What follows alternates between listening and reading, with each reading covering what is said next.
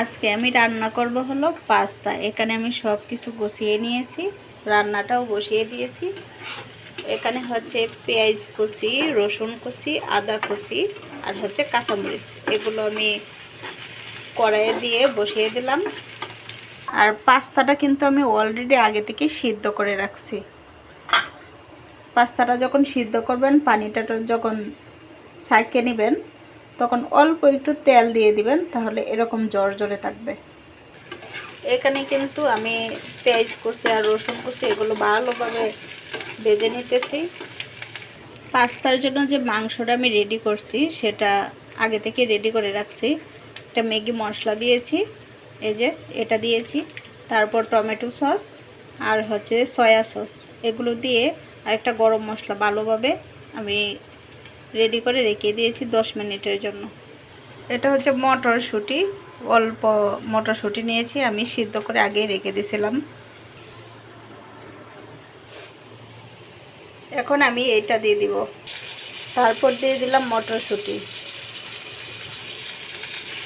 সামান্য পরিমাণে লবণ দিয়ে দিলাম। আপনারা স্বাদ মতো দিবেন, কারণ সয়া সসের অলরেডি লবণ থাকে, সেই জন্য লবণটা আমি কমিয়ে দিয়েছি, আপনারা পরিমাণ মতো দিবেন। এখন আমি দিয়ে দিব মাংসটা।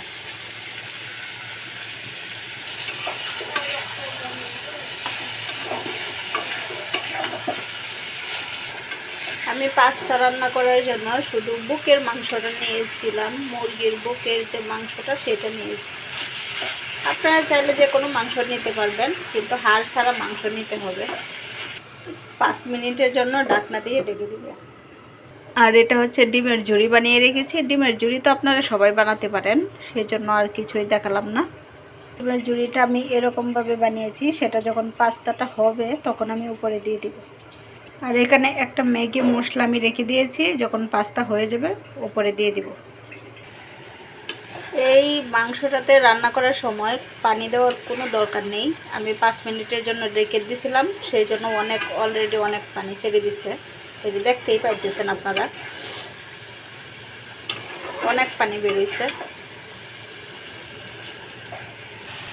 মাংস রান্নাটা কিন্তু প্রায় হয়ে আসছে, পাস্তার জন্য অলরেডি রেডি হয়ে গেছে। এখন আমি শুধু পাস্তাটা দিব।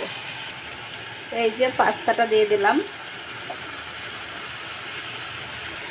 দেখলেনই তো, পাস্তাটা সিদ্ধ করার সময় পানিটা ঝারিয়ে তখন আমি একটু সামান্য রান্নার তেল দিয়ে দিছি। পাস্তাটা কত ঝরঝরে রয়ে গেছে, হয়তো পাস্তা কিন্তু দলা পাকিয়ে যায়। দেখেন পাস্তার কত সুন্দর একটা কালার আসছে। আশা করি আপনারা এভাবে বানিয়ে খেলে অনেক মজা পাবেন, তো বানিয়ে খেয়ে নেবেন। আর এতক্ষণ আপনাদের সাথে আমি সব শুদ্ধ কথা বলছি, আসলে আমি ময়মনসিংহের। ডিমটা যেন ঝুড়ি করে রাখছিলাম, এটাই তো দিতাম মনে নাই, এখন এটা দেয়া দেন। ডিমটা দিয়া ভালো হয়ে উল্টায়া পাল্টায়া লাড়া সারা কইরা পাস্তা রেডি।